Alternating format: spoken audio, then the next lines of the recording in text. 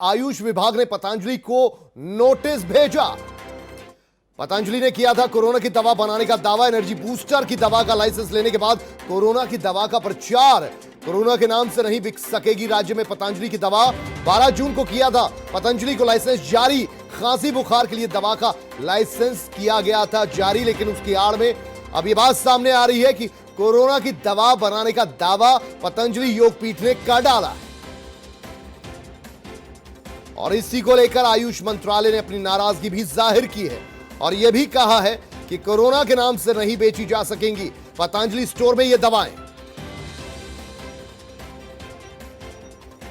तो आयुष विभाग का पतंजलि को नोटिस, और इस नोटिस में साफ तौर पर कहा गया था कि परमिशन किसी और बात की ली गई थी, लेकिन उस परमिशन की आड़ में एनर्जी बूस्टर दरअसल दवा का लाइसेंस लेने की आड़ में कोरोना की दवा का प्रचार करना शुरू कर दिया गया है। कोरोना के नाम से नहीं बिक सकेगी अब राज्य में पतंजलि की दवाएं। 12 जून को किया था पतंजलि को लाइसेंस जारी, लेकिन उसके बाद कल मंच पर खुलकर सामने आए बाबा रामदेव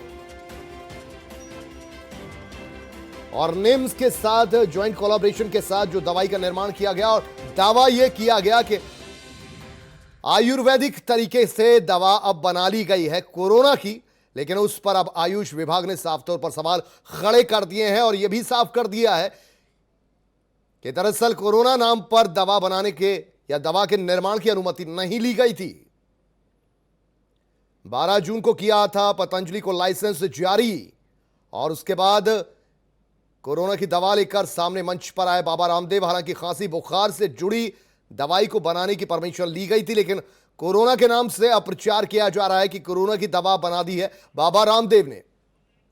सौरभ भाटिया इस वक्त हमारे साथ, हमारे संवाददाता। सौरभ भाटिया, आयुष मंत्रालय ने क्या कुछ नोटिस जारी किया है और क्या अब जो कोरोना की दवा बनाने का दावा बाबा रामदेव ने किया था उस दवा की बिक्री हो पाएगी कि नहीं?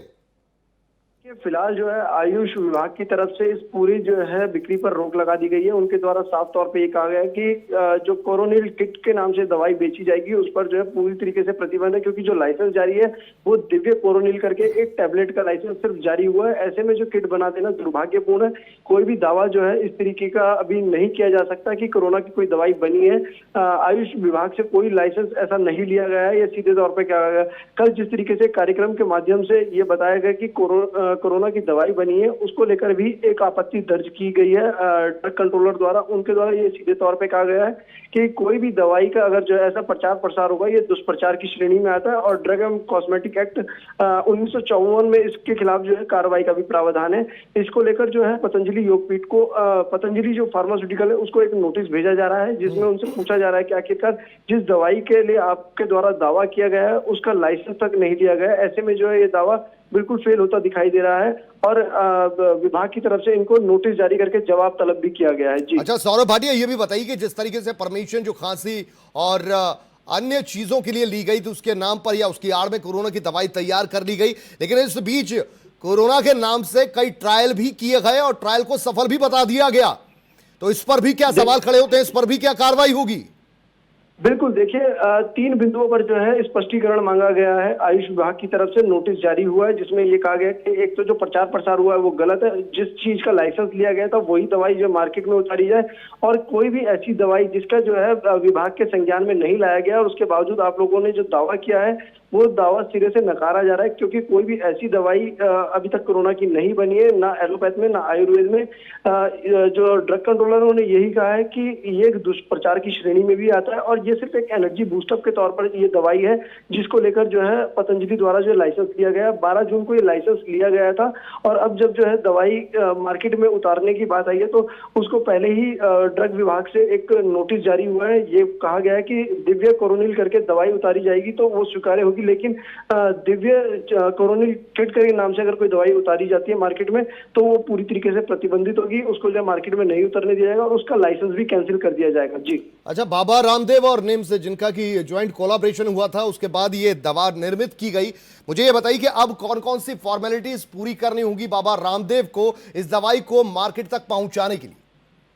देखिए फिलहाल जो है आयुष विभाग से कोई अभी लाइसेंस नहीं लिया गया। पहले जो है विधिवत रूप से एक लाइसेंस लिया जाएगा जिसमें जो है तमाम टेस्टिंग होगी। उसके बाद जो है आयुष विभाग जो है इस पर निर्देश जारी करेगा कि आखिरकार जो है क्या ये सक्सेस है या नहीं, क्योंकि आयुष विभाग ने पहले ही अपनी एक किट जो मार्केट में है वो लोगों को फ्री ऑफ कॉस्ट बांटी जा रही है, जिसमें जो एनर्जी बूस्टअप के तौर पर उसे रखा गया है। और जो विभाग के अधिकारी हैं उनके द्वारा ये भी कहा गया है कि आयुष में अभी फिलहाल जो है ऐसी कोई दवाई नहीं है जो कोरोना का उपचार कर सके। अभी कोई ऐसा रिसर्च भी नहीं हो रहा है। पहले रिसर्च करने से पहले परमिशन लेनी होती है, कोई ऐसी परमिशन तक नहीं ली गई है। उसके बावजूद जो है ये दवाई उतार देना खुद में जो है सवाल खड़े करता है कि आखिरकार जो खांसी बुखार की दवाई है वो कोरोना में कैसे जो कारगर साबित होगी। जी बहुत शुक्रिया सौरभ भाटिया इस पूरी जानकारी के लिए आपका।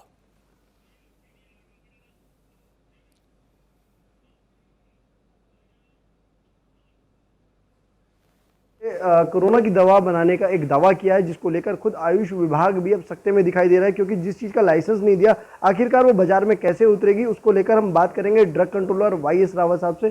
सर, किस तरीके से जो है ये दवाई बाजार में उतरेगी, क्योंकि लाइसेंस आप लोगों ने दिया नहीं है, तो ये क्या है आखिरकार? नहीं, जिस तरह से ये प्रेजेंट किया गया है कोरोना किट के रूप में, इस तरह से तो प्रेजेंट नहीं कर सकते हैं।